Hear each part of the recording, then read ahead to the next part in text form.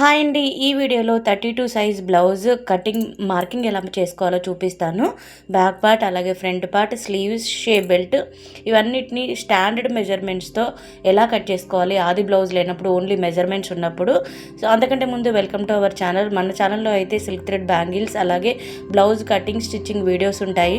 ఒక్కసారి channel playlist వైజ్గా check చేయండి. మీకు నచ్చినట్లయితే, మీకు ఇన్ఫర్మేటివ్గా అనిపించినట్లయితే ప్లీజ్ లైక్ చేసి సబ్స్క్రైబ్ చేసుకోండి. నేను మంచి మంచి వీడియోస్ అప్లోడ్ చేస్తాను, మీకు యూస్ఫుల్ అయ్యేటివి.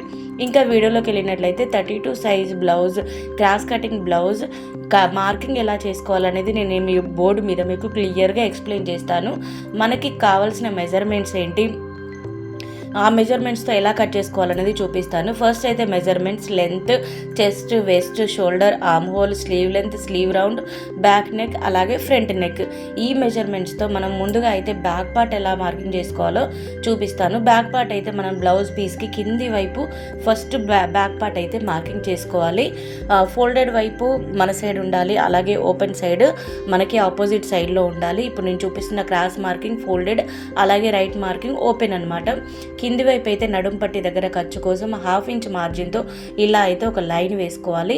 ఆ తర్వాత బ్లౌజ్ లెంత్, బ్యాక్ లెంత్ వచ్చేసి 13.5, ఇక్కడ 13.5 మార్కింగ్ అయితే చేసుకుంటున్నాను.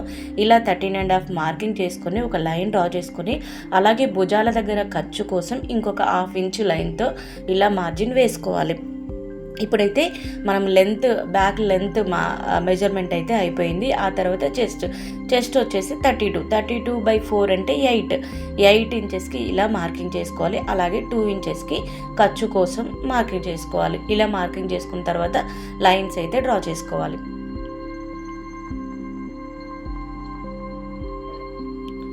చూసారు కదా ఇలా.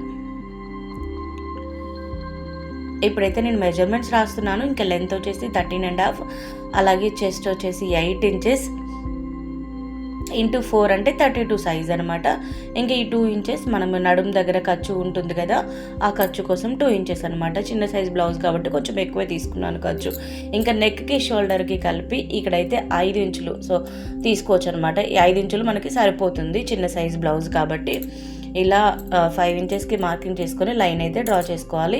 ఆ తర్వాత ఆర్మ్ డౌన్ కోసం ఇక్కడ 5.5 ఇంచెస్కి నేనైతే ఫస్ట్ మార్కింగ్ చేసుకుంటున్నాను. ఆ తర్వాత ఏమైనా ఎక్కువ తక్కువ అయినా అడ్జస్ట్ చేసుకోవాల్సి ఉంటుంది. మధ్యలో అయితే ఒక క్రాస్ లైన్ డ్రా చేసి, ఇంకా చిన్న సైజ్ బ్లౌజ్ కాబట్టి 1.5 ఇంచుకి మార్కింగ్ అయితే చేసుకోవాలి.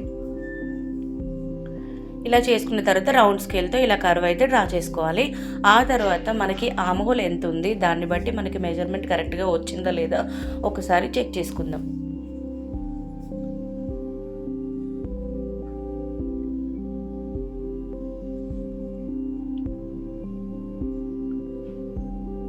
చూసారు కదా, మెజర్మెంట్స్ అయితే రాశాను నేను.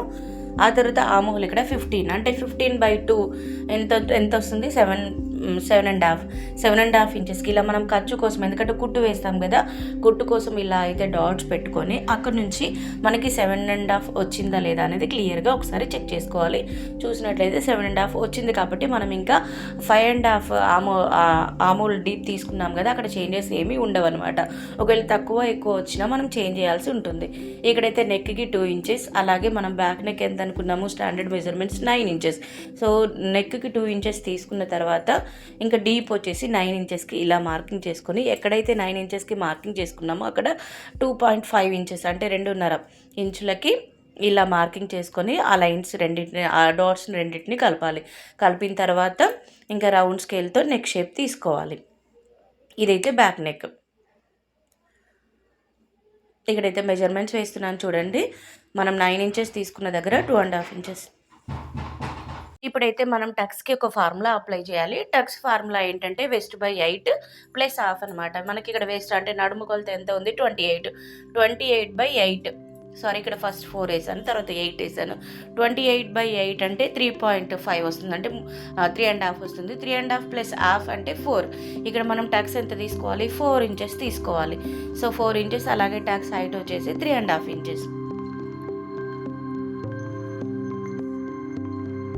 ఇలా లైన్ డ్రా చేసుకొని క్రాస్గా 1/2 ఇంచ్కి అటువైపు, 1/2 ఇంచ్కి ఇటువైపు మనం టక్స్ స్టిచ్ చేస్తాం కదా, దానికోసం అయితే ఇలా క్రాస్గా లైన్స్ వేసుకోవాలి. ఇక్కడైతే టక్స్ లెంత్ వచ్చేసి 4 ఇంచెస్, అలాగే హైట్ వచ్చేసి 3.5 ఇంచెస్.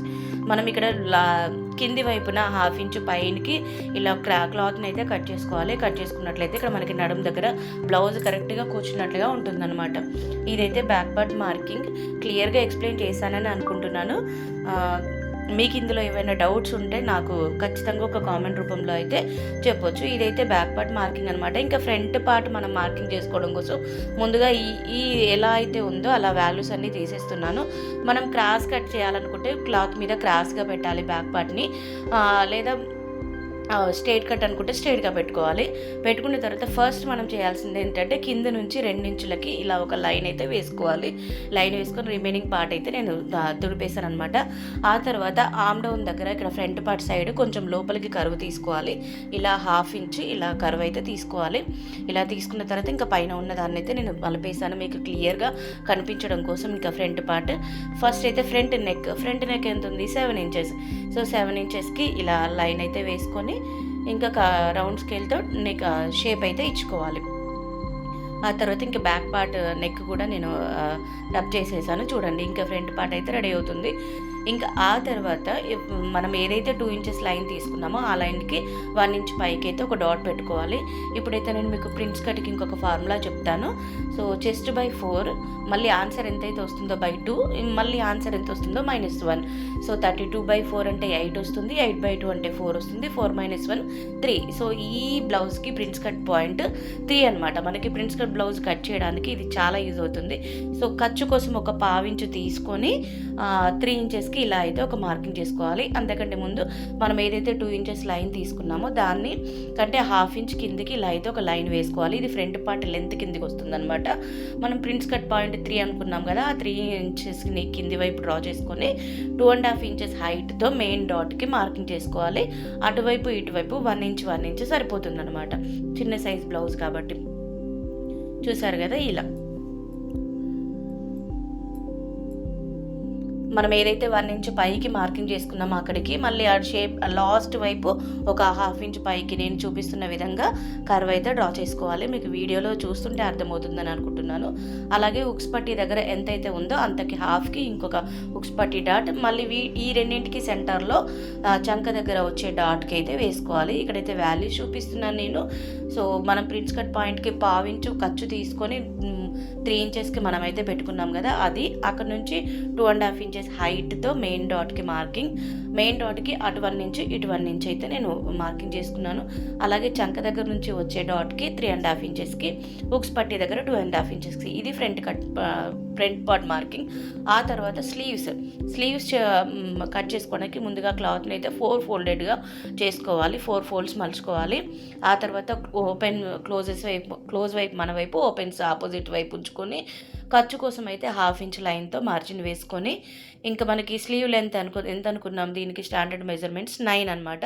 9 ఇంచెస్కి ఇలా అయితే ఒక మార్కింగ్ చేసుకొని ఖర్చు కోసం 1/2 ఇంచ్ లైన్ అయితే ఇంకొక డ్రా చేసుకోవాలి. ఆ తర్వాత ఇక్కడ ఆర్మ్ డౌన్ కోసం వచ్చేసి 3.5 ఇంచెస్కి ఇలా అయితే ఒక లైన్ వేసుకొని ఇక్కడ మనకి ఆర్మ్ హోల్ ఎంత ఉంది 15/2 అంటే 7.5కి ఇలా చూపిస్తున్న విధంగా మార్కింగ్ అయితే చేసుకోవాలి స్టార్టింగ్ పాయింట్ నుంచి. ఆ తర్వాత స్లీవ్ లూజ్ అంటే స్లీవ్ రౌండ్ కూడా మార్కింగ్ చేసుకోవాలి. ఇక్కడైతే 4.5.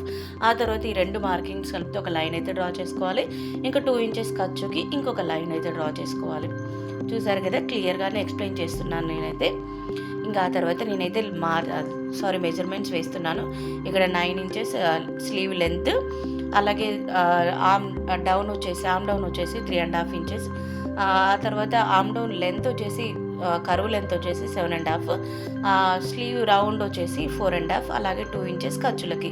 ఇలా అయితే నేను మీకు మెజర్మెంట్స్ చూపిస్తున్నాను చూడండి. ఆ తర్వాత షోల్డర్ దగ్గర 2 ఇంచెస్కి ఇలా మార్కింగ్ చేసుకోవాలి. 2 ఇంచెస్కి 1 ఇంచెస్కి ఎక్కడైతే 2 ఇంచ్కి మార్కింగ్ చేసుకున్నామో అక్కడ నుంచి ఆమోల్ డౌన్కి ఇలా ఒక లైన్ అయితే వేసుకొని 1 ఇంచ్ దగ్గర నుంచి 2 ఇంచ్కి కింది లైన్కి ఇలా ఒక కరువు లాగా డ్రా చేసుకోవాలి. వీడియోలో చూపిస్తున్న విధంగా చూడండి.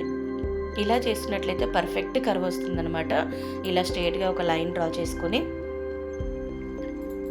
చూసారు కదా, ఇలా. ఆ తర్వాత మనం ఫ్రంట్ పార్ట్కి ముందు వైపు కర్వ్ తీసుకుంటాం ఇంకొంచెం లోపలికి. కాబట్టి ఎక్కడైతే 1 ఇంచ్ తీసుకున్నామో మనం ఆ 1 ఇంచ్ నుంచి ఆమ్ డౌన్ దగ్గరికి కొలుచుకొని దానికి సగం దగ్గర నుంచి 3/4 ఇంచుకి ఇలా కర్వ్స్ అయితే డ్రా చేసుకోవాలి వీడియోలో చూపిస్తున్న విధంగా.